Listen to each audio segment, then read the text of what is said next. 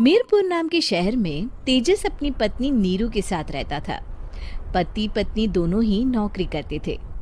एक दिन तेजस गांव अपनी माँ के पास फोन करता है। हेलो, प्रणाम माँ। जीते रहो माँ, तुम दादी बनने वाली हो हैं?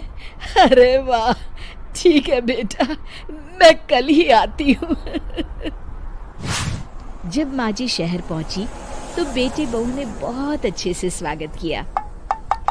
लीजिए माँ जी चाय। अरे गर्मा गर्म पकोड़े ले आओ माँ के लिए। नीरू रसोई में गई और 2 मिनट में ही पकोड़े ले आई। जी ये लीजिए।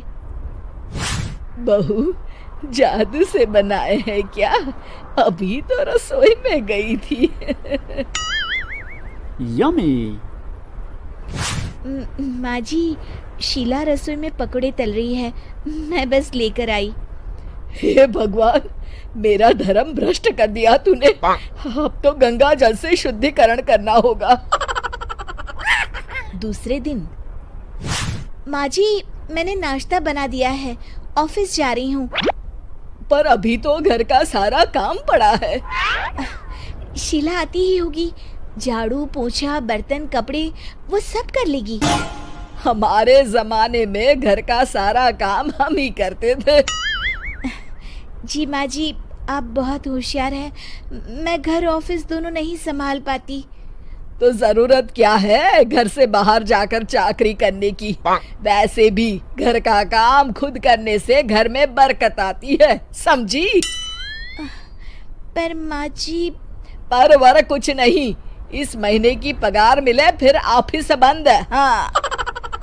रात को नीरू तेजस से कहती है, सुनिए जी, माँ जी बोल रही थी कि मैं नौकरी छोड़ दूं। वैसे ठीक ही तो है, अभी तुम्हें आराम की जरूरत है। फिर भी आराम कहाँ, शीला को छुड़ाने के लिए बोल रही थी। तो अब 24 घंटे में इतना काम तो कर ही सकती हो।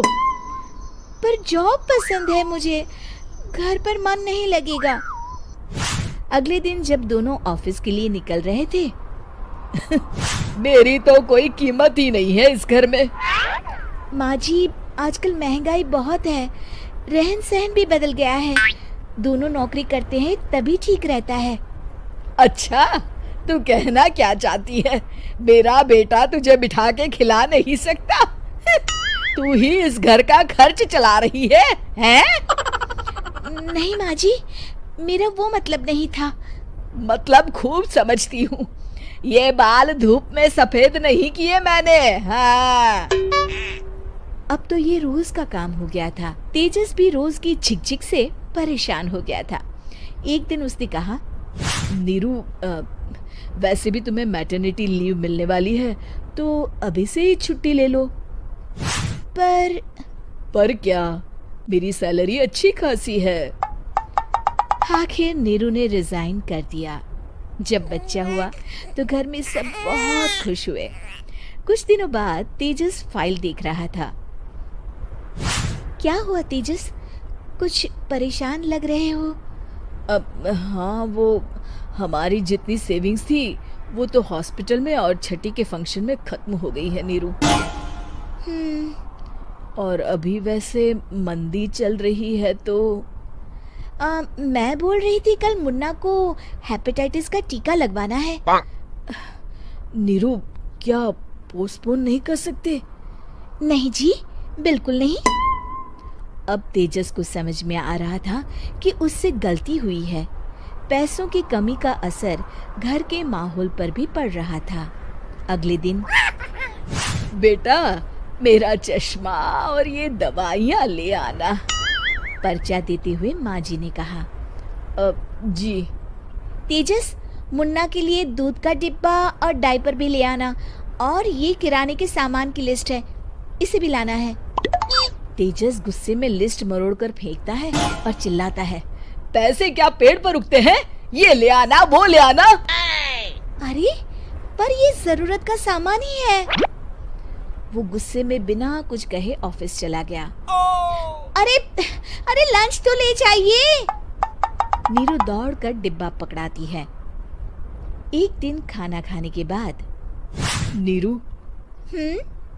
अब तो मुन्ना कुछ बड़ा हो गया, तो अब तुम वापस ज्वाइन कर लो ना जॉब। पर इस रिसेशन में जॉब मिलना बहुत मुश्किल है। ट्राई तो करो। फिर मुन्ना? माँ जी है ना, और एक फुल टाइम मेड भी लगा लेंगे। पर माँ जी, उन्हें तो पसंद नहीं। तभी माँ जी वहाँ आ जाती है और प्यार से नीरू के सर पर हाथ फेरते हुए बोलती है, अब मेरी समझ में आ गया बहू, पहले के और अब के समय में अंतर है। तुम काम शुरू करो, मुन्ना की जिम्मेदारी मेरी। मेरी प्यारी माँ जी, ये कहकर नीरू उनके गले लग गई। शिक्षा, परिवर्तन संसार का नियम है, हमें भी समय के साथ चलना चाहिए।